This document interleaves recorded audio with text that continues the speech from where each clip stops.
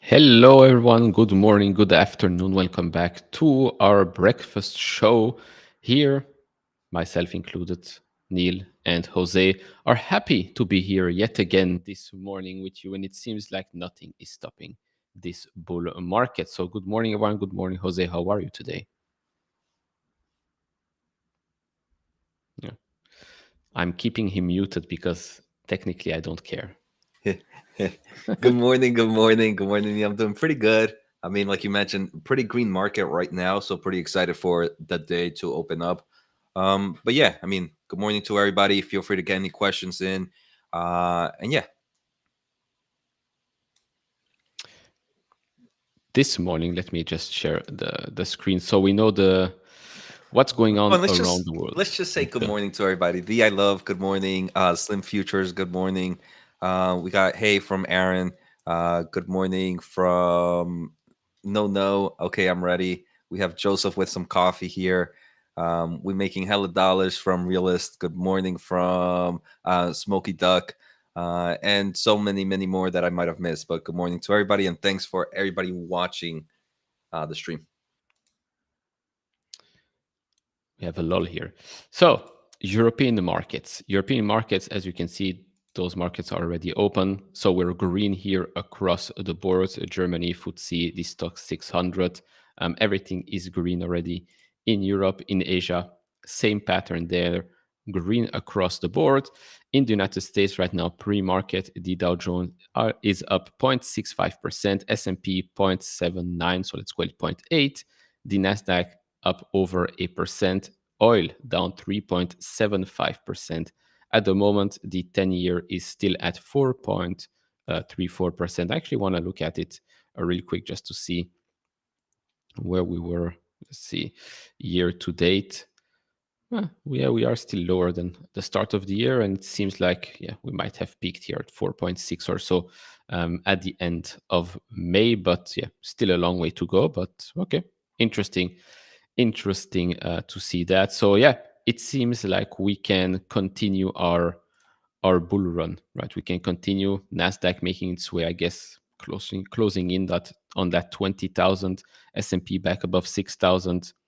Dow 42,500. So we're definitely continuing this bull market, and that's without any rate cuts, right? That's without any rate cuts. Nasdaq all-time highs was back the start of this, the end of the year, just over 20,174. So we are making we are making our way back up. All of it without any rate cuts. So Mhm. that's quite interesting. Quite Yeah, interesting and could be quite positive. a few things. We did see kind of. I was just looking at some of our individual stocks. AMD is kind of killing it again here, up nearly 2% pre-market. Nvidia's up about 1% pre-market. Let's see, Micron Technologies up about 3% pre-market. I don't know if SK Hynix did something yesterday. I thought I was seeing a lot of tweets last night about SK Hynix. I'm not sure if there are some bullish sentiment from SK Hynix that is might be pushing um, Micron a little bit bullish, but overall super excited. And there were some interesting news I saw, Neil, for oh yeah, SK Hynix to build new chip packaging plant in South Korea. Shares jump 8%. So I mean, if they're building, it means they just have too much demand, and I'm guessing it could trickle down to Micron Technology as well, right? Yeah, no, Um, for sure. I mean, good information from, I'd say, still the market leader is probably good information from, I would call them second player right now, maybe joint second player with Samsung. I did also see an article pop up about Samsung beating maybe TSMC, but for the 2 nanometer nodes, but we'll see. That's just one article that I've seen. So no, it's definitely positive. It seems like a lot of our stocks that we follow are up this morning. I mean, even HIMS, I think, is up a little bit right now, pre-market up 2% after being down 34% that was yesterday. wild, yeah. Yeah, we have some comments here on HIMS. What are your thoughts on the validity of the HIMS accusations? HIMS CEO made a post debunking it. Actually, made a post not debunking anything. He just said that it's. He didn't debunk it. He didn't even address the Chinese claims that Novo Nordisk made. He just said some things that he basically said he didn't agree. But don't agree with something does not mean that you are debunking anything. And that's why we're seeing also quite a lot of analysts rethinking it right now, because if this thing does go to court, if this does continue, of course, this is absolute brand damage for something like HIMS. Now, of course, you can take the other side of it and say, oh, maybe Novo Nordisk is just scared of HIMS. But don't forget, Novo Nordisk is a gigantic company, and they don't want their own reputation to be damaged by false accusations. So it's just a wait and see. I don't know. You don't make these types of statements if you don't have anything to back it up with, right? These aren't saying, oh, they mispriced their product. No, these are real accusations that can destroy a brand, basically. I'm not saying it's going to And, happen. mhm. And to me, Neil, one of the biggest things is it was another company saying it, another public company. Normally, you get kind of like these thoughts from short reports where you have analysts or It's something a something to partner. gain out of it. Yeah, this is a partner, so that's it. Not even I mean, a partner, not even a true competitor. I guess there may be some aspects I don't follow it too much, but I think being another public company saying this is adds a little bit more weight than if it was just some random analyst or some random short report. Yeah, no, like Robert says here, I agree. Him CEO didn't debunk it; he just said his opinion, which of course is what a CEO should be doing.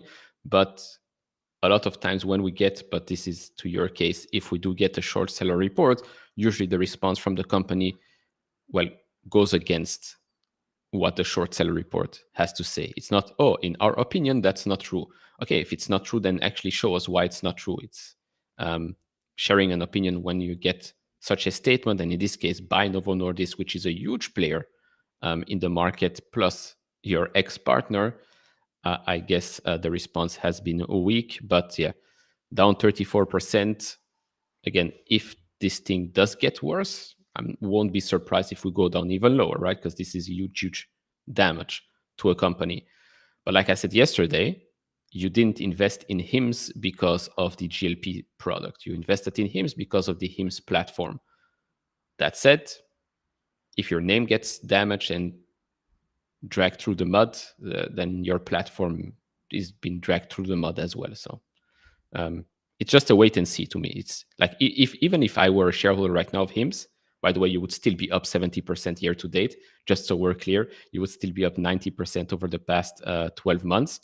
Even if I were a shareholder, I wouldn't jump the gun and say, oh, I have to add right now because we're down. No, you would like to learn a little bit more about how this situation does evolve, because things can get ugly real quick.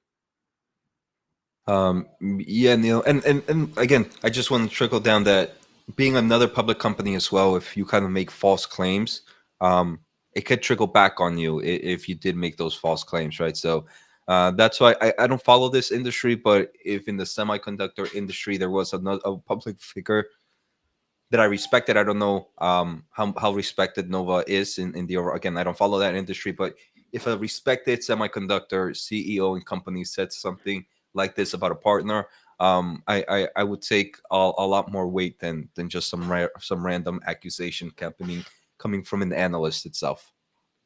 Yeah, I mean, imagine Nvidia saying things about SMCI when SMCI was almost delisted, and all of the things at the company there was going on. Imagine if Jensen came out and said, actually, yeah, we have found actually evidence that there's some shady business going on there. For sure, this would not have lasted long for SMCI. To go back to HIMS real quick here, Michael said 14 other verticals, this FUD will blow over. It's not FUD, right? FUD is just, ooh, scary, danger, whatever. This is not FUD. And again, if this is right, all of the other 14 verticals, while they might be okay, it's the overall brand that gets damaged here. Because if HIMS did do things that they should not have been doing, if this is truly damaging clients, people's health, then you can forget about the 14 other verticals here. I think that's quite clear. Um, so I don't know. Little sick here. My apologies there, Neil. You choked. There was a comment here. There we go. That's the one I wanted to jump into. You can take it though, Neil. Martin asks here, I have a 7% Uber stake. A friend said Waymo might use Google Maps to compete. I'm pretty sure Waymo does use Google Maps, right? It makes sense since it's under Google. I know they partner now, Waymo and Uber, but will it last? Aren't they expanding without Uber in some cities? This changes my Uber view. They are expanding in other cities without Uber, but they're expanding in other cities with Uber, which they actually announced it this morning, or maybe Yeah, the last one night. Atlanta, I think. All right. I saw you Yeah. retweet it. The A is going autonomous. Waymo rides are now live in Atlanta. Only on Uber. Increase your chances of getting matched. Open the Uber app, go to settings, and toggle Waymo. So they are, of course, expanding with Uber. They're also expanding without Uber, just with Waymo One. They're trying out new things. This is basically the huge geofenced area, which I assume is where most of the Uber rides happen anyway. So it makes sense for them. So yeah, to me, of course, Waymo can try both ways, right? With Uber, with Waymo. For now, what we've seen, especially in Austin, is that with Uber, the results are much better than expected, which is very bullish, of course. On that note, I also have more And news. and Neil, I mean, I think it's smart for Google at the moment to try both things. It's as any company, you want to collect as much data as possible, right? You want to see which one is the better results. So I would have expected early on for them to try one their own services and two Uber services, and then they'll be able to compare which one has the better results, which one has more riders taking rides. If there's a difference in profitability, in how many times maybe the Waymo itself is not being active versus in the Uber platform. So I think right now it's the data collection. But we do know that Uber has kind of this massive ecosystem that can actually be used for more than just rides, and eventually maybe some of these Waymos can kind of enter those other solutions as well. So I still think Waymo's going to end up choosing the Uber platform or a platform similar to that, just because of the massive marketplace that Uber has created. Yeah, and to continue on the Uber side of things, we have here Volkswagen will offer its robotaxis to ride-hailing companies. So Volkswagen recently partnered with Uber. Again, we keep talking about the same thing again and again, and it's quite clear that Uber becomes a platform here. Recently partnered with Uber to launch a fleet of autonomous ID bus robotaxis in this US city in 2026. So this is basically the Volkswagen van. So let me zoom in a little bit more. Where is this? With the ID Buzz AD, future technology becomes market ready by combining vehicle and software into a fully autonomous solution. By the way, Volkswagen is partnering up with Mobileye, which is part of Intel.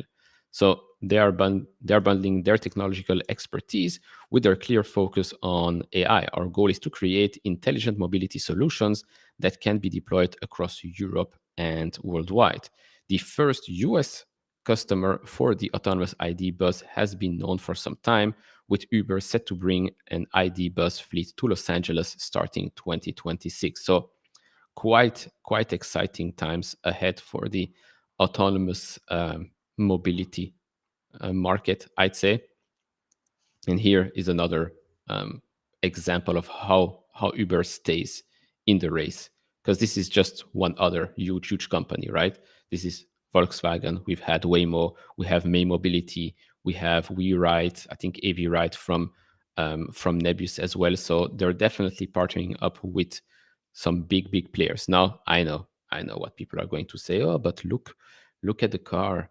Look at this, lots of cameras, LiDAR, radar. This costs quite a lot of money to make, just like a Waymo, etc., etc. So I'll repeat the same thing again and again.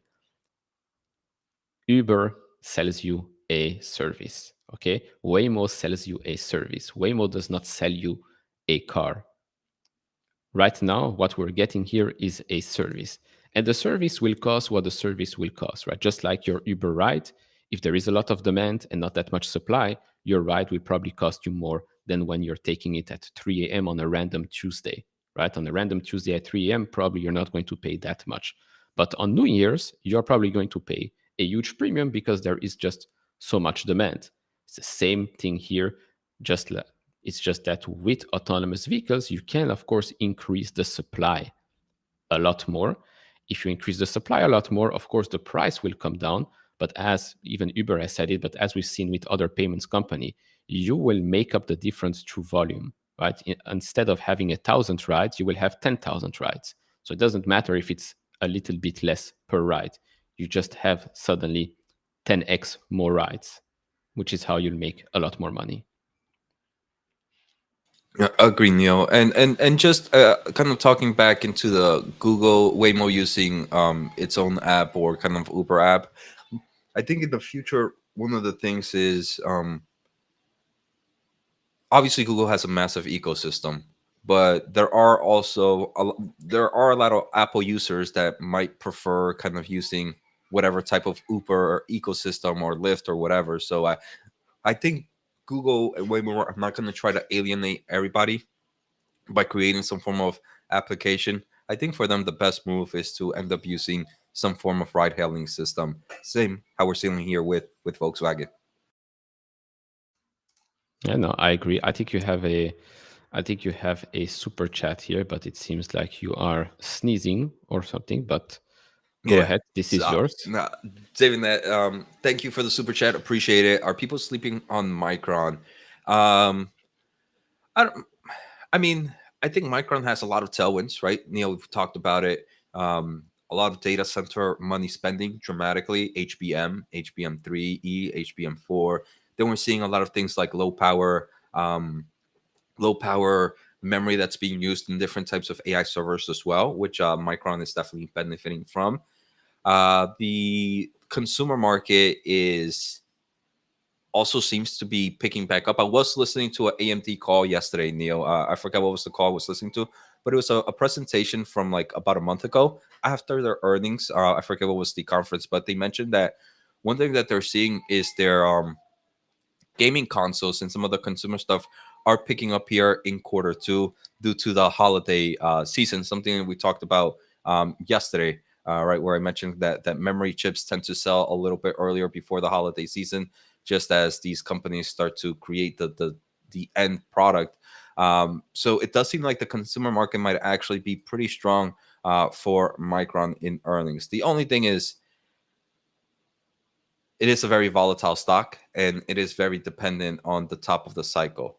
And usually PEGs and stuff like that tend to look a little bit cheaper when we're closer to the top than maybe the bottom. Usually at the bottom, things look pretty ugly. But at least at the moment, Neil, there is a lot of tailwinds: robotics, autonomous vehicles, drones, any type of industrial robots, any type of consumer robots. And AI servers, GPUs, AI accelerators, CPUs. You're seeing now kind of like all these kinds of products include memory on the chip itself. So it's becoming a lot of needs for those that continue to innovate. And Joseph, here is the price earnings to growth still that low after its huge run up the past few months? That's crazy.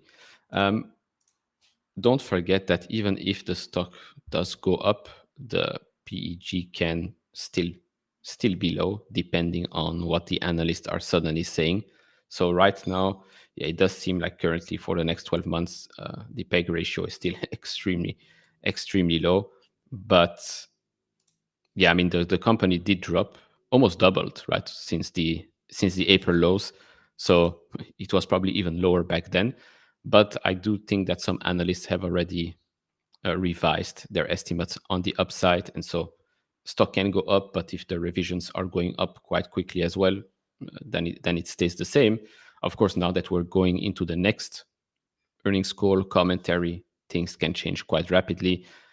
Like I said previously, and we talked about that. I mean, the fact that the stock has run up so much, you go into this earnings report where high expectations, right? Much higher than if the stock was under $100 right now. So yeah, it's going to be an interesting one. It's going to be an interesting one because one, we know from Nvidia, from AMD, from everybody that is using HBM and memory, we know that there is just a lot of demand, right? We know there is a lot of demand, and we know that all of them are using more memory in their next products as well, which should be a good thing for SK Hynix, for Micron, and Samsung as well. So we know that from that side of it, it should be fine. The HBM side. It's the other side that might still be struggling. Which still drives a nice amount of revenue Yep. for Micron. But the great thing is, when both turn on, it would be a massive tailwind for revenue growth. Let me maybe show them on fiscal AI what we mean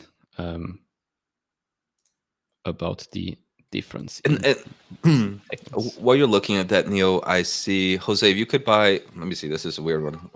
I just saw my name. One bad LX. Jose, if you could buy only one stock for the next 10 years, what would it be? If I can only buy one stock for the next 10 years, I would just pick a semiconductor ETF. If I could pick an ETF, that's it. That's all I would want in my portfolio. Neil, any thoughts here? If you can only buy one stock, and I'll make it easy. It could be an ETF. No, but he asked for a stock, so you can remove your ETF and you have to pick Oh man, something if else. I pick a stock, I think the weird thing with me, not the weird thing, the interesting thing about my One portfolio of the is weird things. um I have a lot of tech companies, and tech companies are not ones that you can hold, in my opinion, for 10 years and just sit around. You have to understand how this technology is evolving. I mean, the perfect example is Intel, once the beast, and in the decade it was destroyed. AMD once a loser, and in a decade it became a beast. So in the technology aspect of my investment thesis, I don't think I can choose an individual company because it's innovating at such rapid levels that in 4 or 5 years, major changes can happen with things like leadership, technology, the direction that they went. So I'm gonna stick with my ETF. If I had to choose a boring company, I don't know. I don't think I can. I don't think I can sleep in my style of portfolio. I don't think I can sleep with one company for the next 10 years. So if I gifted you Google for the next 10 years, you would not take it? That's a whole different. Like, I got free money from you. From here, that question is if I can only continue the dollar cost average. So any any new money that I have to be putting in has to be in that one stock. Now you're giving me free money. If you gave me Google, I would never say no. Go ahead, Neil. I know you're rich out there. I'm not an Nvidia millionaire like Martin. Martin is probably going to join us 30 minutes or so. If I had to choose one, I mean, at these prices, it's for 10 years, and I can't touch anything other than DCA. If that was the question, right? Can't touch, only DCA. So Yep. And I that's it. That's the probably only one. not Did I because read the I'm question? I'm overthinking now. Yeah, go no, ahead. I think it's that. I mean, I'm thinking about, of course, Google for sure, or I'm thinking about something that could crush it, like crush the market, like one of I don't know, a SoFi or a D-Local or something like that, much smaller. But of course, with not even with those stocks. I'll take the Google stock as a gift.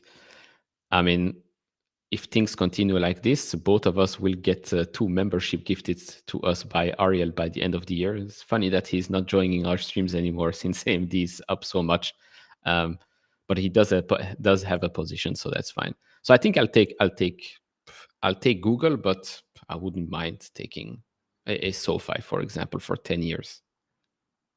If I had Or to, it would be one of the big tech players, Neil. I like someone. I mean, obviously, the question came in right off the blue, so um, didn't have much time to think. But Robert makes a great point. Google and Microsoft both do have diversified enough income streams. Um, I think I would choose Google over Microsoft any day of the week, except on Saturday and Sunday because I can't buy stocks then, so it doesn't matter. for now. But for now, Um, yeah, so I think I'll stick with Google just because I cannot 10 touch it. years quantum stocks. That's my answer. Actually, now that you're saying it, maybe Rigetti might be a good might be a good idea, right? Or Navitas, right? That's also, I think, a smart play at 1,000 times sales right now. I don't know how much it is, but it's it's definitely up there, definitely up there. Yeah. Also, I mean, with those questions, right? We can only choose one. We love a lot. We can only choose one. Um, but yeah, going back to Micron, we're here on fiscal.ai, good partner of our channel. So this is basically Micron's business segment. Jose, you were saying something about the overall business. Yeah, I was saying something like the consumer business, I think, is right now not driving as much growth as kind of like their server business and all that. So you can kind of see like the mobile business is pretty weak right now. And in the mobile space, obviously a lot of phone stuff. In the compute, unfortunately, you do have a little bit of mixture of kind of laptops and servers. You are seeing growth there, but in the compute itself, I wish they would have broke it down a little bit more, right, Neil, to give us maybe a breakdown of compute in consumer and compute in server space. In the compute laptop market, not many people are buying laptops, not many people are buying tablets and stuff like that. And I do believe eventually that will be a tailwind. And I think these two tailwinds of AI servers, Neil, and AI PCs, AI phones, whatever, are going to happen at very similar times. So not similar, at least in the time when they're both going to be doing it together. And I think that's going to be a massive, massive tailwind for this company. And I do believe we're going to continue to see some nice, strong revenue growth on a year-over-year basis. Again, mainly because of that HBM solution. Yeah, and I mean, if you look at the difference, right, for this segment, the mobile one, it peaked. Of course, again, those things are cyclical business and industries. But this is almost, what is it, a billion difference, right? This is a billion difference here, a billion difference there. I mean, if you can grab 1 billion here, 1 billion there, that's quite a lot of money that suddenly comes in while you continue to grow the side of the business that has been growing extremely quickly over the last couple of quarters and is still expected to grow quite a lot for many years. I can actually, I do want to look at. what they've told us a month or so ago. So let's see. So HBM revenue exceeded $1 billion already last quarter, on track to double that rate. So here again, $1 billion extra just from one specific segment, and that's the segment, of course, that is growing extremely And rapidly. this is probably, not gonna lie, Neil, one of my favorite things, because you have so many conferences happening in this industry. There are certain companies that I get bored and I don't want to read the whole transcript. The AI summaries again talk about the tariffs impact, about U.S. manufacturing expansion, and not even have to search. So a lot of companies in the semiconductor industry, unfortunately, I can't read all the transcripts. These AI summaries go a long way. Yeah, and all of that, of course, available on fiscal.ai. You'll get 15% off. And if you're a new user, you'll get 2 weeks for free of Fiscal AI Pro for 2 weeks. So do check them out. Links are down in the description. There was, I think, another question that I wanted to touch on. Exactly. Up, down, up, down. I can maybe play around with this one. Top to buy now, but maybe we should like add a little thing. We cannot say Google. You cannot say Nvidia. Oh my god. Oh my goodness.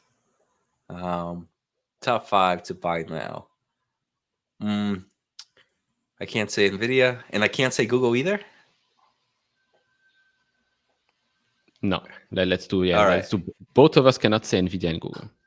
All right, so that's fine. I think I really do enjoy in the AI space right now Marvell Technologies. I think Marvell Technologies is one that the stock has dropped a nice amount and has a growth opportunity with things like ASIC solutions. So this would be kind of my AI exposure into AI semiconductors. I might also pick up another one after this, but am I doing all 5, or can we go back and forth, Neil?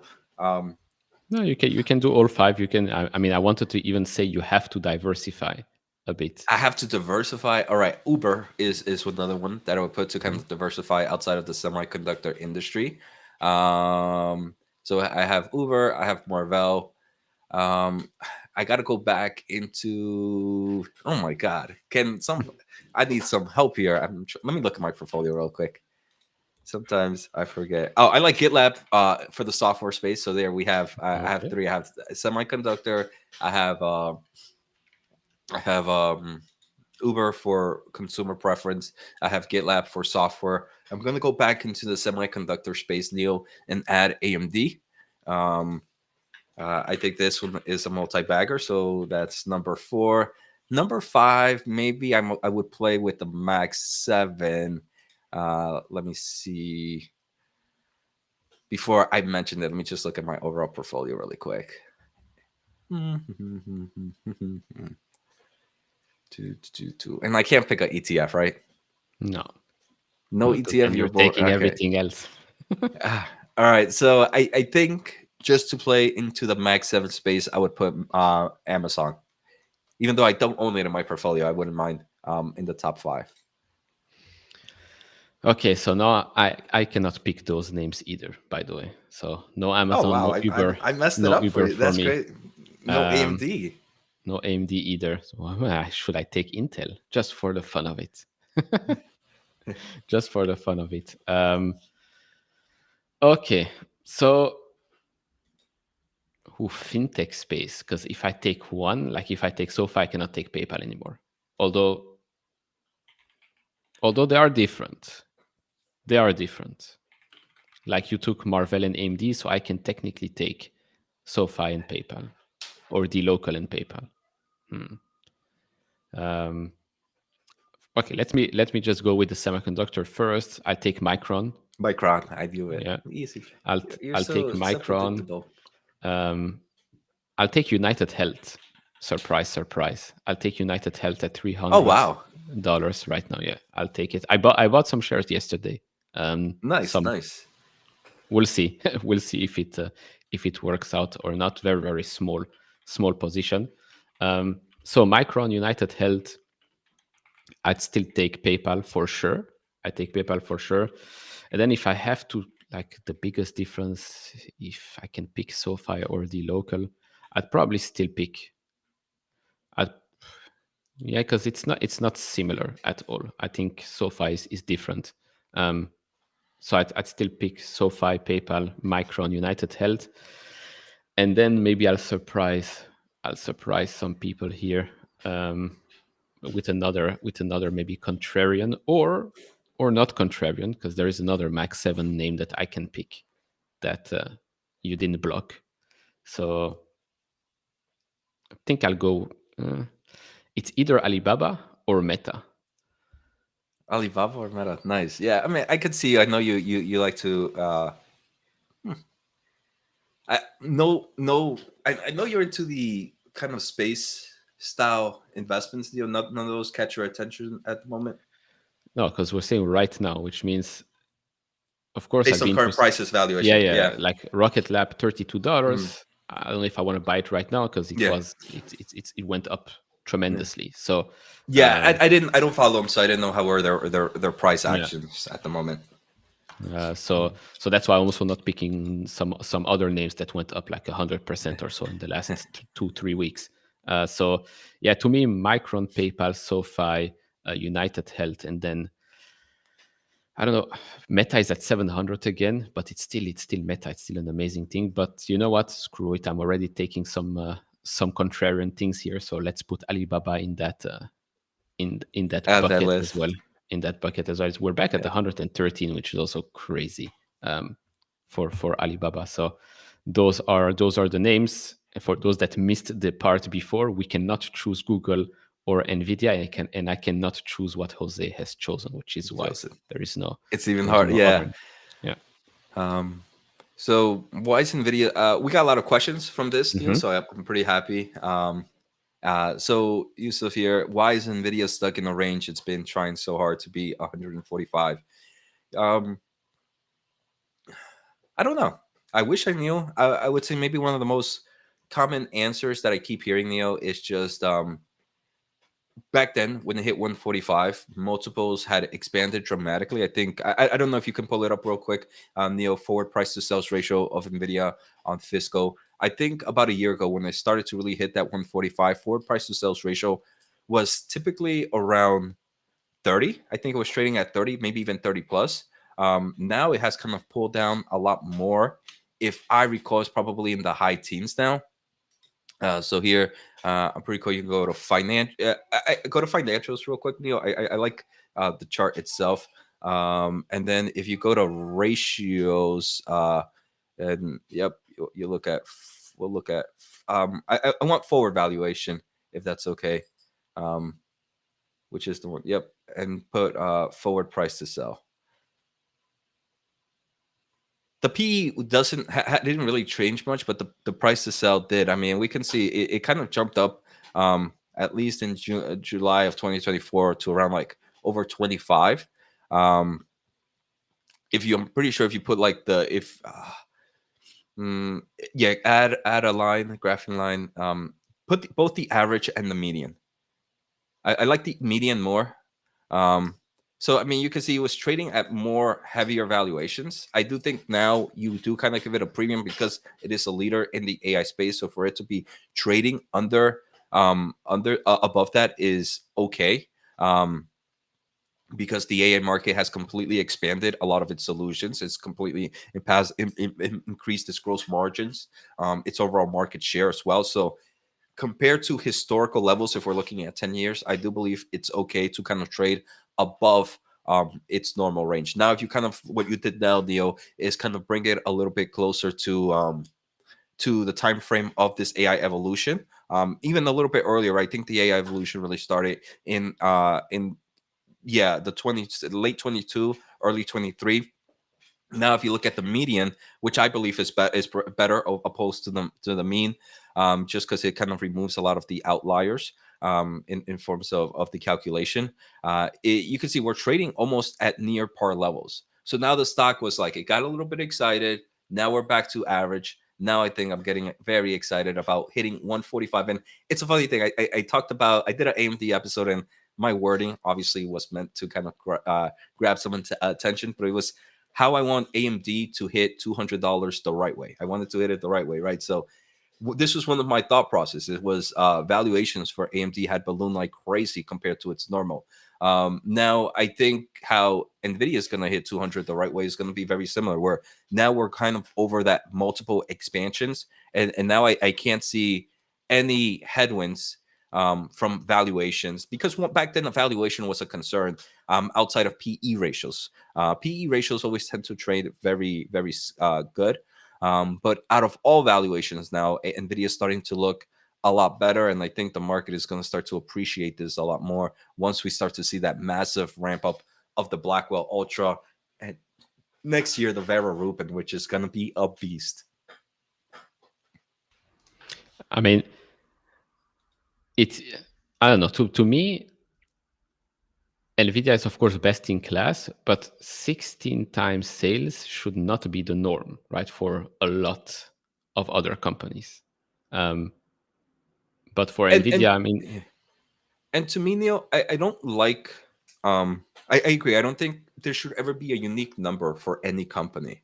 What I tend to do more is just look at the average and see what it typically trades at, and I work around that. But I agree that 16 is very scary for a lot of companies. Even for Nvidia, theoretically, it should be scary. But to me, I like to look more at that overall median, and that's where I kind of look at through valuations, especially if it's more like 5+ years. for sure. Actually, now that you talked about that, I do want to see AMD real quick for the same stuff. So you said forward price to sales. Let's do this. So of course, much less than Nvidia, which makes sense, right? Makes sense when you don't have the same margins, you don't have the same growth rates, and it makes sense. That's for the last 10 years, but let's also put it a bit closer to where we are right now. Which one is this one, Neil? AMD. Oh, is there a way? We got. Oh yeah, we got a. I wonder if there's a way we can put like the if they can. We'll talk about it later. But yeah, this one is trading very. I mean, looking Also, at same this, thing. Neil, in 2024, you can see how it didn't hit $200 the right way. Now that's trading at what Nvidia's kind of valuation is at the moment, almost double what it's typical, more than double. It's medium. Right. Yeah, almost double its median thing. So I think stuff like this can sometimes. The question here is, this isn't great to time the top, right, Neil? I don't think valuations like this are great to time the top or the bottom, because the market can continue to be irrational for much longer. Right? I could have, maybe one could call the top when the forward price to sales ratio of AMD hit like 12, but it still went to up to 14. The thing that I use this for is more to just determine my risk to reward value ratio. Oh, look, it's a lot higher than it's normal. My risk to reward ratio is not on my favor. And again, it doesn't. It's so weird, because when I talk about something like this, it makes it seem like I'm saying I'm the ultimate bear on certain companies that are overvalued. I'm not. I believe the market can always continue to be rational. You can continue to see growth, but the valuation just isn't there in my favor if I want to buy at those levels. Yeah, it does seem like AMD right now is trading at the average, the median, which is up a lot because of this period right here in 2024, and over the past 10 years, I assume it's a bit lower. Yeah, there was no E back then, so yeah, a bit lower than that. But I mean, it makes sense for AMD to start trading at higher price to sales if they can suddenly grow Nvidia style. I don't think they will. I don't think we will see 80% quarter over quarter growth anytime soon, right? But if they can suddenly show us like huge growth, Nvidia style, but less on steroids, I think And they'll and deserve to go back to the 10 times sales, for example. and that's how I think about it, Neil. Right? I think you mentioned it. AMD right now is trading at its average valuations, but we're not getting an average AMD in the next year or two. We're getting an above average AMD. So it doesn't matter how it compares to Nvidia at the moment right now, because it's not trading at Nvidia valuations. It's trading at AMD average valuations. So now it's easier to compare 2 years from now AMD to current AMD valuations, and I think that's what gets me pretty excited. The next 2 years is definitely not going to be an average AMD 2 years. Yeah, no, exactly. Michiel here is saying you guys should follow up on that prediction tomorrow. It's the prediction of our stock picks, or is it the prediction of Micron? Because if it's the stock picks, I don't think tomorrow is the best time to come back on the top 5 picks. Maybe a year from now would be a better thing. And yeah, I was also thinking about adding maybe Mercado Libre to the top 5. The only reason I chose Alibaba is just purely on the price that it's trading at right now. But if I could add a 6th, it's probably Mercado Libre is the one that I put in a portfolio to forget for a long time. We do have a pretty popular company. I know tomorrow we do have Nvidia's. I wonder if that kind of prediction is. We do have Nvidia's investor meeting tomorrow. So I don't. I mean, usually these investor meetings, Leo, are just a lot of politics, voting on certain things. But I do believe in certain times they do have Q&A sessions. I think that if there is a Q&A session, that's the only part that should be interesting to most shareholders. Yeah. Carnival Cruises reported. Apparently, that's a popular stock, it seems, in the chat right now. Could of course give us some information on consumer sentiment. I don't know. Let's see if the stock is moving a little bit right now. Stock is up 3%. So definitely, I guess there is some positive comments and positive results on Carnival Cruises. Have you been on a cruise, by the way? Yeah, for my bachelor party, but that's about it. I don't know if I would do one now, unless it's like, I don't know. I become a little bit more. I hate being around people, so it has to be something where there's less people around. But I know that's a little bit more expensive. You've heard it here first, folks. I'm a family man now.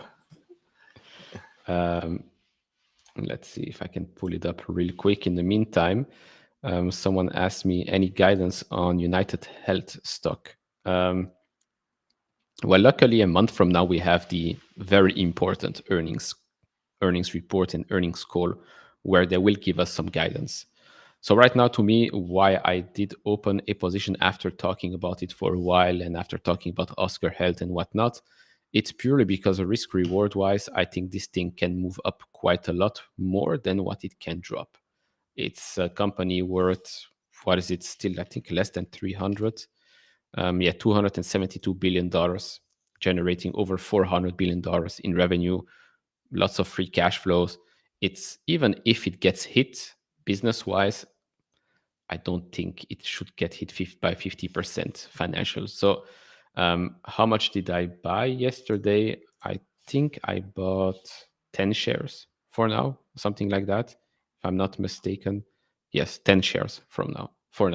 So very, very small position for me right now. One that can maybe work out pretty well this year or so. Jose laughing at me. That's fine. I'm laughing at him as well. Yeah, he laughs at me all the time, and I wasn't. This is just starting stuff. I was laughing at him, saying I was laughing at him. And I'm used to people laughing at me. It's fine. I'll be laughing in the end. Wait, but I wasn't laughing at you, Neil. Yo, Tristan's starting drama. This is the end of the breakfast show. I am your host now. I am the captain. For some reason, the cruise does not want to. Voila. So you don't like being on cruises because you don't like to be around people. Yeah, makes sense. Too many people. Yeah. It gets when pretty, you're stuck on a boat with them. Yeah. Not great, but it does seem like, record first quarter revenue, gross margin yields were 25% higher than 2024. Net yields 7.3% higher. So all good on that. Bookings here. Our brands are continuing to deliver on our strategy to generate sustained demand, even for further out sailings, with the vast majority of 2025 booked. So that's very important, because even if there is a downturn, they're already booked right now. And most of the folks that do go on cruises will continue to go on cruises. That's something that I've followed for now a couple of years, because the cruise lines have been something that I traded quite a lot. At the start of the pandemic, it was like those meme type of stocks that go up double just like that. But it does seem like cruise goers are some fanatic people. They love it.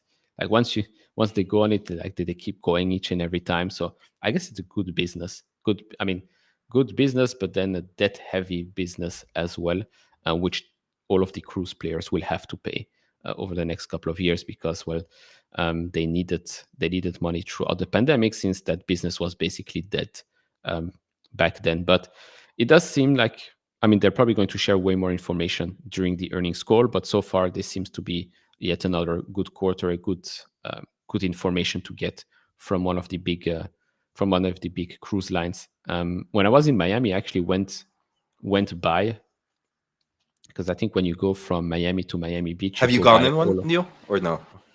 No, because I was in Miami also 10 years ago or 11 years ago, and I wasn't 2021. Apparently, you have to be 2021 to go on a cruise, because there is alcohol that's been served on that. I didn't know it, which was quite a disappointment, because I already was in Miami and I wanted to go to the Bahamas on a cruise. And then I'm reading at least one has to be 21. I'm like, what the heck is this? But okay. But now I actually went by, so that bridge, that road that leads you from Miami to Miami Beach, you go by all of them. And it's funny that all of them are one next to the other. Norwegian, Carnival, Royal Caribbean, even the other ones, like one next to the other, huge facilities of all of the cruise lines there. Pretty impressive places. Yeah, one of those that I'm going to try is, again, super expensive, so I don't think I'll try it anytime soon. But those Viking tours, it's like Vikings, yeah. it's the luxury of tours, of cruises, I hear. But The river tours. yeah. Achilles was to know if I'm purely a tech investor. I would say more than likely. There are certain times when I get outside the tech investment world. Most recently, no, though. I've had owned stocks like Celsius. I wouldn't mind owning like companies like on the shoes. But more than likely, yes, I am more than purely a tech investor, and everything else can go kick rocks. Yeah, I can say probably the same. Maybe I have some non-tech, but most of it is tech, for sure. Cruise lines are the only stock you can own and actually get a perk from the company. I I know Carnival offer this if you have a certain amount of shares, but I don't Oh know wow! if that's still the same right now. Because back in 2020, I for sure saw it. Um, but right now I don't know if it's still the same or not. But yeah, this was definitely a thing back then. So great. Yeah, this used to be a thing for a lot of companies. I heard like for Disney, for Berkshire, for Ford, if you had X amount of shares, you used to get some form of perks. It's so sad that that's leaving the overall Yeah, industry now. I think, yeah, with Disney, I think you got a certificate of a shareholder, Disney style. I don't think they do that anymore. Um, but yeah, uh, Alan here asks, Goedenavond. It's not yet evening, but maybe where you are, it is. Do you and Jose coordinate your t-shirts every morning? No, it's actually telepathy. We both like the dark side, so we wear black shirts. Yeah, agree. But Um, maybe we should start coordinating because we're yeah, professionals like that. Not I mean, I amateur hour around here.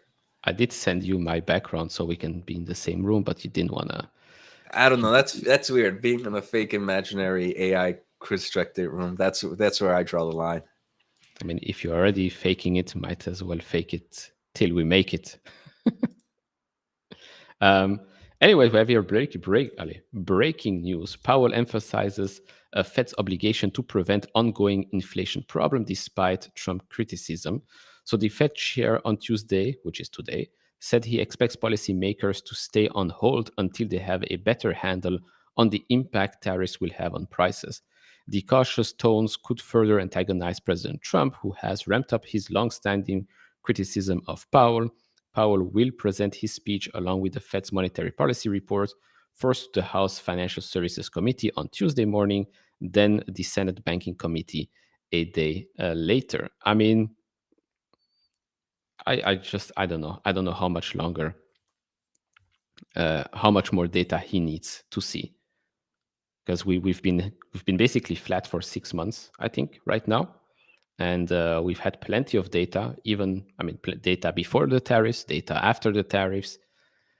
So yeah, I don't know what he wants to see specifically here, but inflation was transitory a couple of years ago, which was clearly not the case, and now we might be also late. But I'm not the Fed chair, so I don't decide. Don't decide. Don't be a backseat driver, right, Neil? Don't be a backseat driver.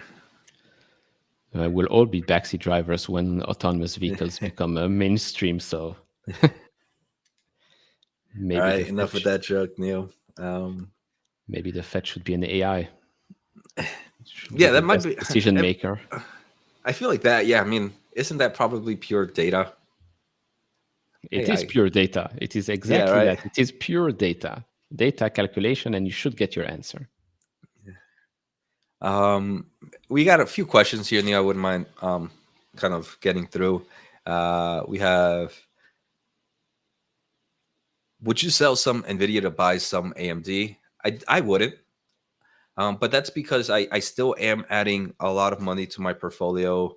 Um, I'm still a net buyer on a weekly basis, right? My portfolio continues to grow. So any new money is more likely to go to AMD than to Nvidia at these prices. But I wouldn't let go of my Nvidia shares anytime soon. Hey, Lisa is in the house just when I was talking about AMD. You see? We talk about AMD, and tuk, Lisa pops up. Good morning, Lisa. Hopefully, you're doing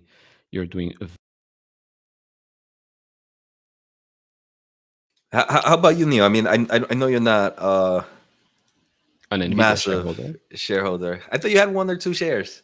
Yeah, 2 shares. No, Every time we live stream, you get a live stream an Nvidia event, you get a share. you Would you get sell those shares to who bear? who gives who Well, you gives buy me. it. You buy it. uh, Yeah, no, I have two shares, but yeah, go on. What's the question here? it's the same question. Would you sell them to buy AMD? I mean, what would I sell my 2 shares of Nvidia to buy 2 shares of Two AMD? shares of yeah. No, I'll keep my Nvidia shares just for the It's two sake of. shares. Oh, I guess I froze. I might be frozen. No, it's 2 shares. I know. Frozen. I think I froze. Maybe you I should didn't hear sing your the answer. Frozen I think song. it's okay. It's okay. I don't think it was. Now let's move to the next question. Thoughts on SMCI bond news? We talked a little bit about this yesterday, Neil, when we saw it come out. The stock dropped about 10% yesterday after throughout this. Um, to me, it's just funny, Neil. If this was to have happened 2 years ago or even a year ago, the market would most likely have given this stock a nice valuation. As in the bullish sentiment is they're driving up cash. They need more debt to buy a lot more AI GPUs and build more AI servers. So that means that demand is crazy, crazy right now. And I think that's true with the Blackwell Ultra coming out. I think they just want to buy as much Blackwell Ultra as possible. It also could kind of be a good indication, Neil, of maybe the MI350 as well. Those are the two main players that Supermicro is kind of providing in forms of AI accelerator, mainly Nvidia though. But now the market seems to be punishing it for building up this cash through this bond. So it's either they don't, I don't know if they're not liking the idea of them building up the cash to buy more inventory, or the potential idea of dilution. Because obviously with senior notes, you do have the potential of dilution. Supermicro did kind of counteract. They are doing two individual things. First, they're doing kind of like cap call buys to help prevent some of the dilution happening. And outside of the cap calls, they're also individually buying about $200 million worth of shares to kind of help reduce any dilution concerns. Yet the market didn't like it, and they punished it about 10%. I'm not a fan of the AI server space, Neil. We've talked about this. Obviously there's massive tailwind in this industry. We hear it from AMD, we hear it from Nvidia, we hear it from all cloud server providers, that the demand for AI servers is still pretty strong, even though cloud server providers don't use Supermicro. But overall, there's a massive demand. I just think this market at this space is a little too competitive for my taste. Yeah, it's a very low margin business, right? We've seen that across the board, very low margin business. Plus, with SMCI specifically, when you put, I mean, what did they say? 2026 revenue $40 billion, I think was the number they told us a quarter or two or so ago. Yeah, I think it was around there. Yeah, for 26, for this year, they started by saying 30. Now it's already closer to 26, I guess. But one thing is their calendar year is a little bit different from their fiscal year. Neil, I think this quarter is, if I remember correctly, is already the beginning of their first quarter. Let me just see. You sure it's not Q3 or Q4 right now? So quarter four should actually end in about 6 days, I think. Yeah. Okay. Yeah. So where quarter one starts for them on July 1st. So I even though I'm not a Supermicro bull, I would say that shortness was definitely because Nvidia kind of missed the ball with the Blackwell, the ramp up process of the original Blackwell, and that's what they were expecting, a lot of revenue growth from the Blackwell. And we saw that many people decided not to buy the Hopper and just wait it out. Now, since this next year of their fiscal year is going to be starting in July 1st, we know July 1st, we're already seeing some shipments of the MI350s. We're also expected to start to see some shipments of the Blackwell Ultra. I think a lot of that growth is just going to be coming right here from this second half of this year for them. Yeah, I mean, hopefully, unless they yes, unless they guide down yet again. But yeah, it's definitely. I mean, if you look at the price to sales ratio and stuff like that, it doesn't make any sense, right? It's a company that's expected to generate so much revenue, and yet market cap is now 24 billion, and it's expected to generate around 24-25 billion dollars or so for the year. So your price to sales here is basically one for a company like that, or maybe a little bit less. Maybe a little bit less than one. So that's SMCI. I did want to touch really quick on the PayPal question right here. PayPal did get a little, not really an upgrade. I think the analyst put his price target right now at the same price that PayPal is trading at right now. Let me just make sure I can find it real quick. I think he initiated a position in PayPal today. Also talked a little bit about a block. Let's see if I can find it. When was it? Maybe last night. Let's see. Okay, so Piper Sandler initiates coverage on PayPal with neutral rating, $74 price target, which is basically where we're at right now. PayPal is currently in the midst of a strategic pivot with new management attempting to create a monetizable omnichannel commerce hub for its over 436 million accounts. So definitely quite a lot of people using PayPal. We are cautiously optimistic on management's ability to execute on this large opportunity, but doing so will likely require significant investment spent in the coming years that we expect to weigh on margins. Now, the funny thing is right now with PayPal is that margins, especially transaction margin dollars, are trending in the right direction. Revenue growth is slowing down. It's because they are focused now on the profitable side of the business. And so the analyst is basically already preparing for what's going to happen next. And what's going to happen next is growth is going to come back, and that might hit margins. Now, the problem right now with PayPal is that, it's a company that doesn't grow. It is growing 6-7% or so. And so if we are going to accelerate our growth, then what will the market say? Oh, it's now growing, but oh, margins are getting hit. So you will always have to play with both sides. But this is a company right now with great management that are doing exactly what it should be doing. And I will sound like a broken record, but I am predicting that this is a triple-digit stock. I would say bold prediction here: triple-digit stock exiting 2025. So you've heard it here first, folks. Actually, one extra thing on another fintech player, I figured something else was coming. and that's the infamous name-changing one, Square/Block/XQ/XYZ right now. They actually also got Piper Sandler to initiate coverage with an underweight rating, price target $50, so lower than where we're at right now for this company. The reason they give is why Block's valuation is depressed. It truly is. Relative to its historical average and peers, we think it is warranted given the persistent deceleration of Cash App user growth, basically zero growth for the last, I think, maybe 4 or 5 quarters or so, and mounting competition across business lines. We see headwinds to user growth for Square due to a maturation of upmarket customers as a percentage of Square's total volume and increasing competition from smaller point of sale competitors. I assume they're also talking here about Toast. So, yeah, Block mismanaged by Jack Dorsey, and I'll leave it at that before I go on a huge rant. But yeah, Toast, like Toast, Toast has been crushing it. This is one that I got completely wrong, but Toast has been crushing it. Bomb indeed, but it's more bomb for Jack Dorsey and Square, but then for me. But yes, Toast has been crushing it since the end of 2023.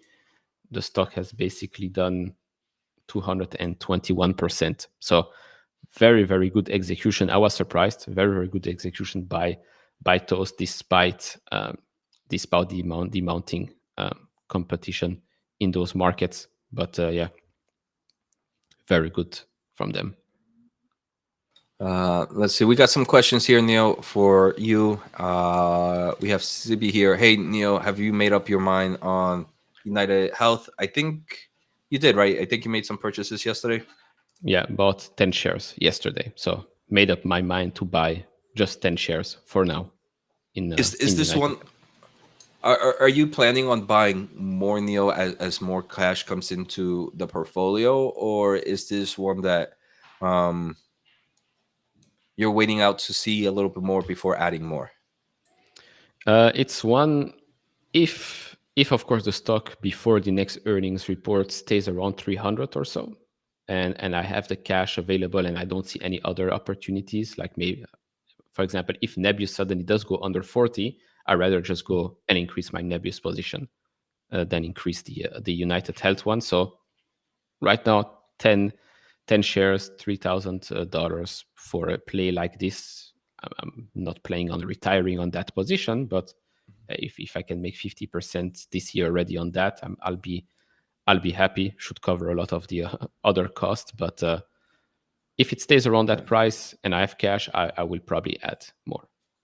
And you talked about Nebius, Neil. If it drops, would this be one of those stocks that you'd be willing to sell to if you wanted to increase massively into your Nebius position? Good question.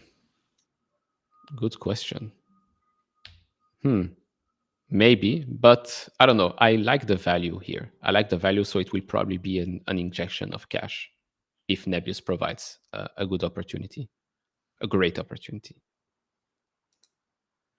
And one final question here, Neil. And is this it's a play like this because you went maybe more growth heavy during the downturn and you're looking for more like a value play here, or what was kind of like on the top level overview, because this is a little bit different with some of the growth stocks you have in your portfolio. What was the process of this? Very different. This is purely because of the sheer I mean, the massive reach and the massive business that it is, plus the fact that we are down, what is it? Still 50%. We're down 50% since April. It's not like they are now generating $200 billion, or that they're generating only $5 billion in free cash flow, or that margins have been slashed in half. No, it's true. There are some issues around that industry. The CEO has left, guidance has been thrown out of the window, so definitely some uncertainties. But I still think it's an overreaction. I like the risk reward here. The business does not seems to be, especially not with the recent commentary that I've seen. Insiders are buying shares as well. So you mix all of that together, and I see here a compelling case for quite some upside in the short term. Again, this is not going to be a company that I expect to own for the next 5 years or so. Actually, if I actually get my nice return this year, it's gone from the portfolio. It's out of here. Nice, Yeah. nice. Yeah. And do you do trades like or I mean, yeah, trades like that often, Neil, or stuff like this very rare for you? Only when you see certain massive downturns like this. I like when the market overreacts. So a Hmm. similar one was probably Adian when it crashed 50%, because they said they're going to invest in their business, and that's why EBITDA margins are coming down.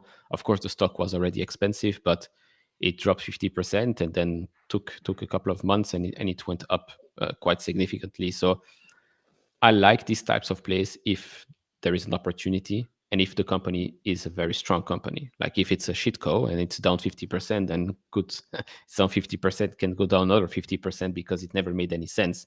But if it's strong companies, then yeah, why not? Why not Hmm. take the opportunity to make a little bit of money in the short term?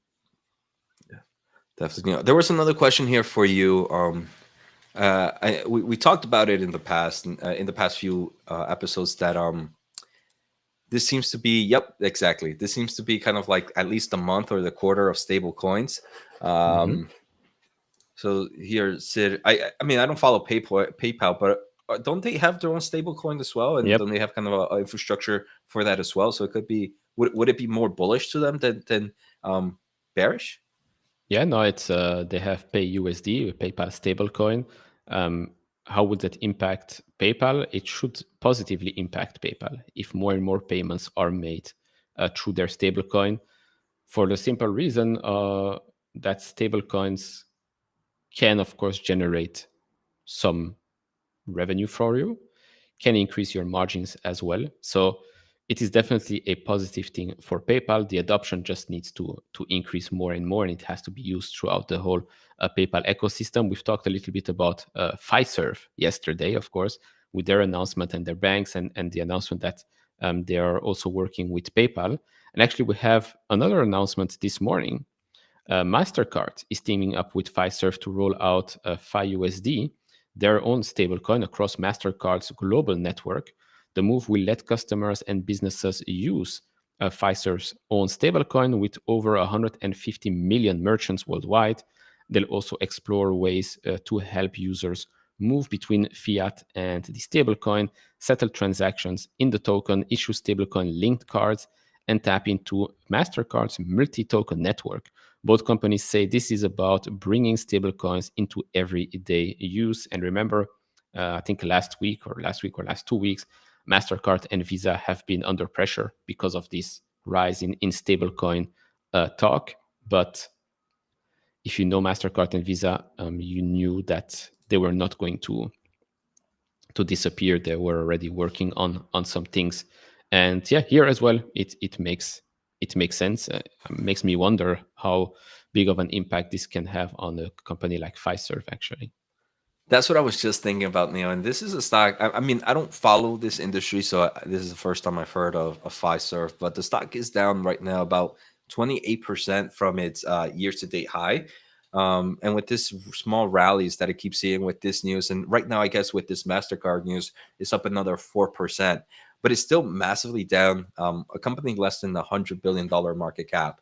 My question is here: is this stablecoin something that will create revenue growth right now, or is it something that it's a massive tailwind for maybe 2 years out for a company like this, 2 3 years plus? Yeah, I mean, if you look at Circle, revenue has gone up significantly because rates went up. So if we're entering a rate cutting cycle, it's going to hit them. But I guess for a company like Mastercard, it doesn't change much. But for a company like Fiserv, yeah, I don't know what the agreements are going to be, right? Because it's different. It's a partnership here, so I don't know what the difference here is going to be. But I guess there's a reason why this stock is down 28%, like you said. So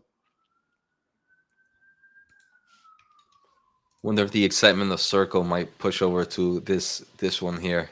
And I wonder if management. I mean, I feel like sometimes management and sees the hype in certain industries and they start to release all these press releases, and use the right terms to get some excitement for the stock. um, dLocal also announced a partnership involving stablecoins in the last hour. Yeah, I see he's right here. Cross-border payments in emerging markets face slow settlement and high cost with a what is this? BVNK Finance, okay. We're turning stablecoin transfers into local payouts across 40 plus markets, fast, compliant, and at a scale.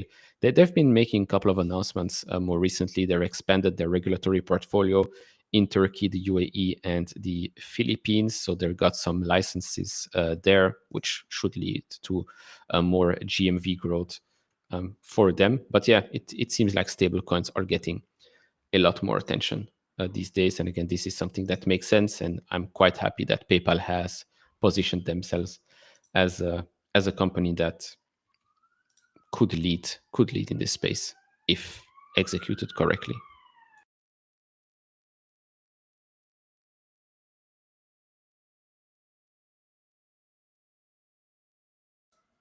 Let me share this again. Poof. Let's see what stocks. When is PayPal's earnings? Neil, are you expecting a lot more stablecoin announcements during I think we earnings? have time. I think it's only in August or something like that they report. So we have time for that. But yeah, maybe analysts are going to ask more questions about stablecoins now that it has become a topic of discussion for the majority of the fintech player, for sure, of the fintech players. Sorry. Wonder what the trade desk is doing back at $70. Interesting. Very. Interesting. This one also, this one also doubled quite. Basically, the amount of doubling that happened since the April lows is insane. It's amazing. Incredible. I mean, just look at CoreWeave. Yeah, I know. Quadrupled. Quadruple. I mean, look at Circle, just not even since April, since the last 2 weeks or so. Yeah. CoreWeave helped fueled some of my Google buys yesterday. Let's see, what else do we have? We have Sid just sharing their overall AI list. Their AI list includes Nebius, Marvell. I'm not sure what the other one is. Big Bear AI. I nod. Not the one before that one. Not Big Bear AI. And CoreWeave. A couple of these are very volatile, like CoreWeave, so thread with caution. Yeah, I mean, the only ones I own from there are Marvell and CoreWeave. And right now, I do have an alert for Nebius from Neil. Innodata. I You think a heard lot of about us it? do. I don't know. I feel like I have. I feel like a lot of people have have kind of brought it up every so often. I think it has to do something with data software for data centers or something like that. Let me look. Innodata. I wonder why it's called Innodata if they're into data. So, it's an American that provides business process technology and consulting services. Okay, maybe not. fake name. Train and deploy industry-leading generative and traditional artificial intelligence. What's traditional artificial intelligence? Traditional artificial intelligence. So there is untraditional and there is traditional. And the traditional and traditional. Makes total sense, I'd say. George, a thoughts on ATAI? I don't know. Stock trading at $2 that has been up and down like this. Smells like a company worth less than 100. Yeah, okay, $400 million. Atai Life Science, Um, pharmaceutical company, psychedelics. Yeah. What about SoFi? Any plans on increasing my position? No, I've increased it already quite a lot recently. So for now, no. And Jose will only increase his Nvidia position. Actually, he's been increasing I Google. buy more than yeah, I buy more than just Nvidia. Recently, I bought Google. Um, It seems like, yeah, Palantir is making its way back above 140 buckos. Kevin agreed. Best of luck at work, Have a Kevin. good day. Have a good Uh, day. yeah, We have 9 the minutes. rest of us have to suffer here with Neil. 9 minutes to go till the market opens. Then you can leave. This is one that Sims? it's seen a nice massive. Is it Yes. symbiotic? Is this the Hmm. robotic one? The one that yeah, it's seen a massive rally in the past Also since April. few since April, but even just recently, you see that those massive Yeah. candles there. Nice Um, rebounds on the 200. Ding. yeah, this is one that's it's been on my I need to do research on list for like the longest, Neil. I think you mentioned you were going to do. Some of your viewers were asking you about this one. Um, did you ever end up looking into it or doing a video on it? Yet. No, because I don't know. When we're talking about that, I think just so many other things were happening at the same time. So never really looked into it because it should be very interesting. It's a company already close to $20 billion in market cap. So it's not like one of those small robotics play that might or might not work out. It's already $20 billion worth. So I guess there is something to look at. I guess there is something interesting behind that ticker for sure. Let's see. Sim. Yeah, Forward sorry. P I of guess the heat 100, is killing but my internet right now. is it hot in the Jersey? Insanely hot. How hot? I don't know. It feels like 100, I think. Feels like 100 Fahrenheit to Celsius. Ah, yeah, it's very hot. Jesus. And I think it's going to get worse throughout the day. FF, hello, hello, hello. Hello, good morning, good afternoon. Thanks for joining Good us for evening. the Thanks for market joining. open. That is almost close. Well, our open is almost closing. Yeah. So Symbotic, yeah, is expected to grow revenue quite fast in the upcoming years. And I mean, they got. I've read a little bit. I mean, they do a lot of robotics for the industrial space, especially for kind of like the shopping side. They bought I think the technology from Walmart. Walmart ended up selling kind of their robotics platform, and Symbiotic bought them, and now has that kind of partnership with Walmart. But that's as much as I know about this one. Yeah, warehouse automation systems. Hmm. Yeah. So I mean, it's definitely interesting in a way where it's an actual robotics company that can definitely benefit from the evolution of artificial intelligence. They already have a massive big player, yeah, as a customer due to the acquisition and partnership with Walmart. So on the very top level, right, Neil, it seems attractive and it seems one that is interesting. I don't know. I haven't seen valuations and stuff like that, but the topic 100, seems interesting. 100 time forward P. Nice. Yeah. How about forward 1 year? Um, I don't know. A little bit less, but not that much. Not much. No, Oh well. no, because it's not like it's growing earnings 100% or so. Yeah. It's growing, but I think it's 60 cents in fiscal 27, so it's still quite a lot. So Vindin says there's still one AI stock we hardly discussed there, and that's the old school boy IBM. IBM really is turning things around. It's Yes. wild. This has been a sleeper stock until recently. Yeah, I mean, IBM was called a dead company, and now we're all-time highs. And And this goes back exactly to kind of like that tech talk, like buying only one stock for 10 years. For me as a tech investor, it's in just a few years, you can go back from a dead company to and kicking and killing it in the AI space. I know they're focusing a lot in things like AI agents and AI server solutions as well. So um, they have quantum stuff, I believe, as well. So yeah, yeah, I mean, they definitely and turned it around. They definitely turned it around. They seized the opportunity to actually revive Mr. Dave the Silva company. says it's already 90 degrees here in Jersey. Maybe I lied to you, Neil. It's not 100. It's 90.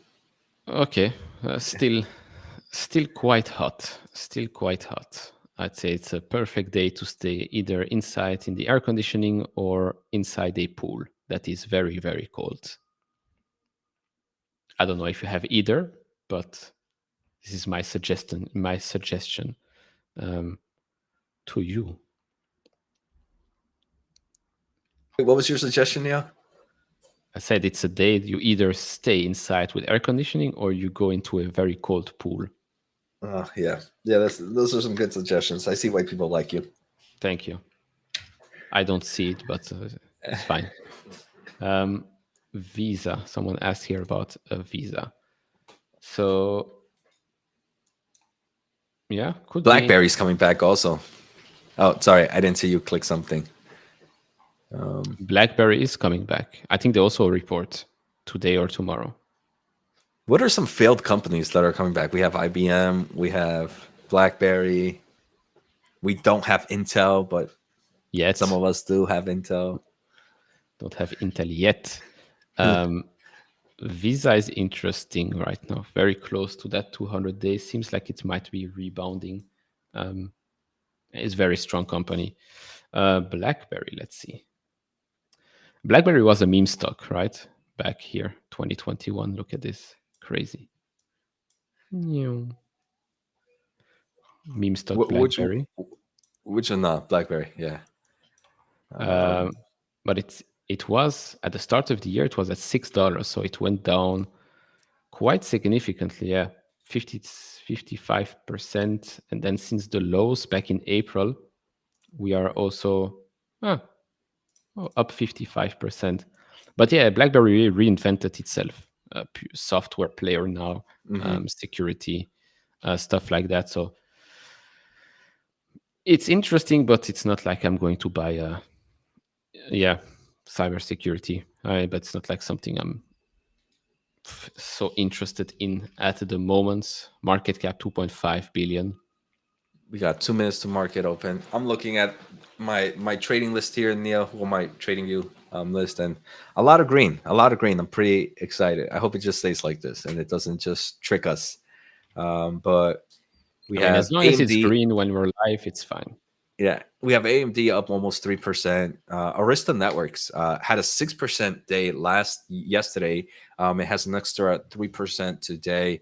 Micron up about 2.5%. Applied Digital up about 2.5. Nvida's not one that I follow too much, but that's up nearly 4%. And most semiconductor stocks are about 1 to 2% up right now. I think Google got a price target increase today too. And what is by Google three doing? by $3, no?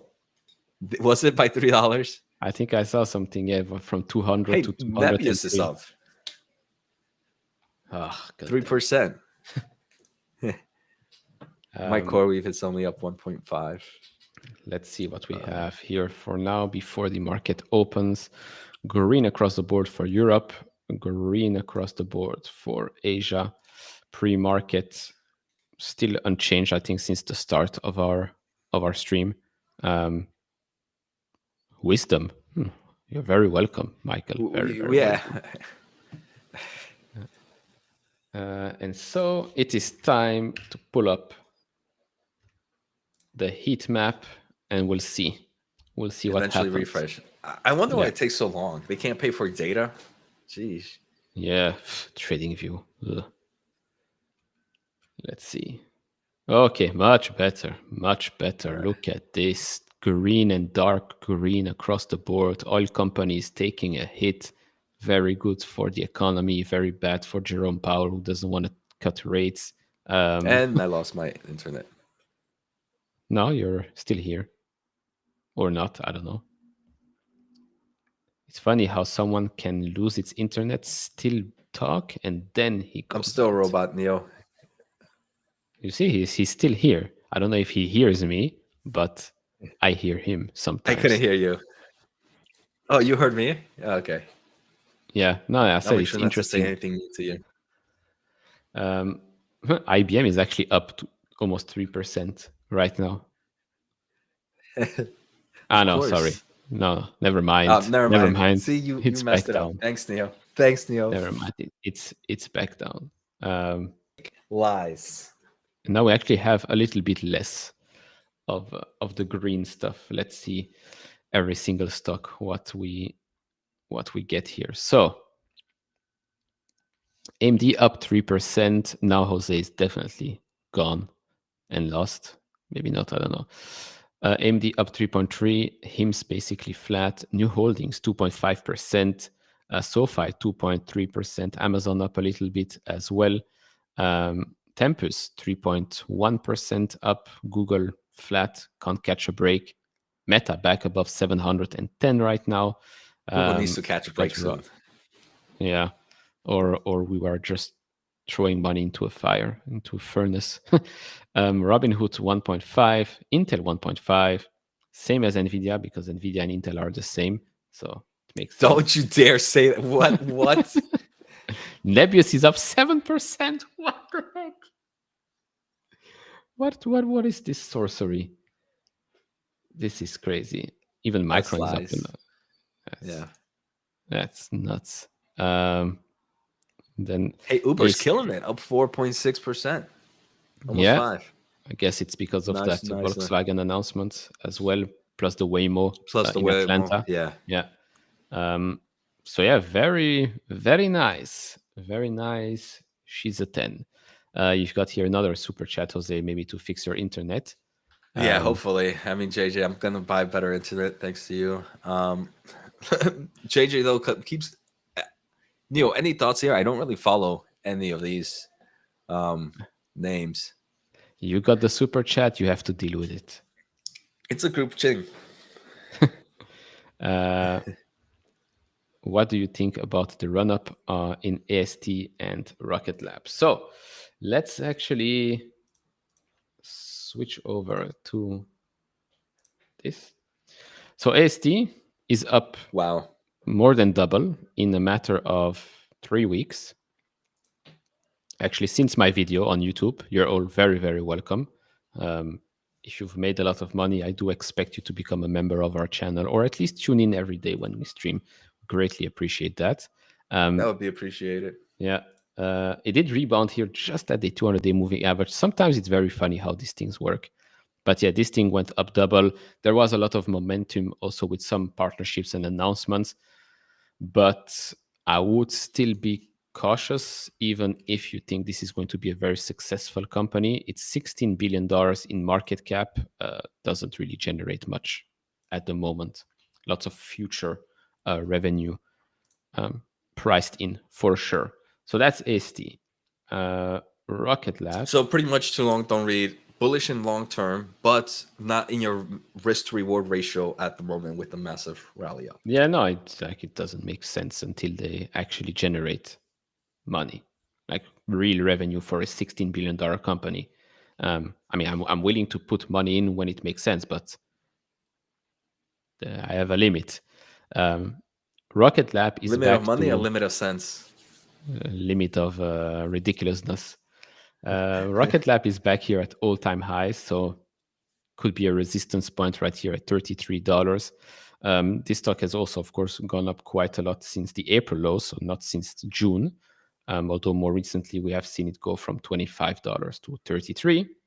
Rocket Lab, I believe, is also now same market, a bit less than AST, but generates more revenue than AST at the moment. But as I said time and time again, AST higher margins in the future than Rocket Lab, but Rocket Lab right now to me just makes more sense. Although I'm not going to chase any of those two right now. I do own Rocket Lab, but I'm not chasing it at $33 for now. You don't own the other one, Neil?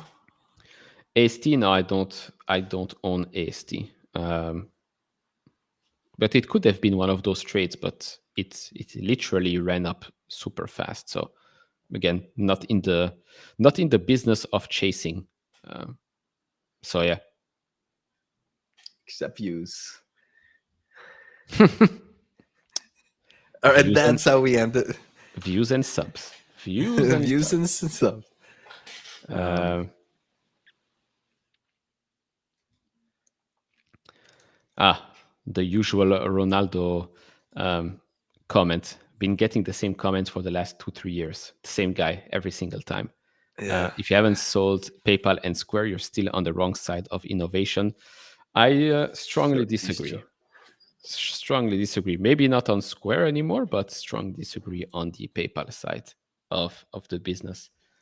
Just because you don't follow the company doesn't mean they don't innovate. And even if you assume that they don't innovate, cheap stocks are cheap and will go up purely because multiple expansions valuations make more sense when they're priced in higher. Last thing here, Oscar is apparently dropping. It's wild. I'm a Rocket Lab shareholder, and now I hope Neutron blows up first run to buy. I would be surprised if the first Rocket Lab launch, although it's not really a launch, it's just going to be the first test of its liftoff. I think a liftoff would be good enough. Not lifting off would probably crash the stock, and I'm also fine with the drop in the share price. Oscar is down another 6% today. Okay, fine. It went up over 30% over the last couple of days, and I do think that it got a downgrade today from an analyst. What is United Health doing today? Up $8. You bought? Is it up? Nice. Neil, Made time to end that trade. Yeah, made $1. We're good to go. Thank you very much. We're closing the show. Finito. But yeah, we will be back, of course, tomorrow. Tomorrow, 8 a.m., we shall be back. Maybe do Micron earnings preview, right, Neil? We can do Micron earnings preview. We can do Nike earnings preview as well, because they report, I think, Thursday. I know, but apparently a lot of people are interested in Nike. Non-tech, get out of here, Neil. Yeah, Jose, you have to expand our reach. No, I'm okay. Our reach. That's why people join us. Hopefully they don't leave us. But yeah, thank you all for joining, and we'll see you tomorrow. Yep, appreciate it. Thank you. 8 a.m. Eastern. Adios.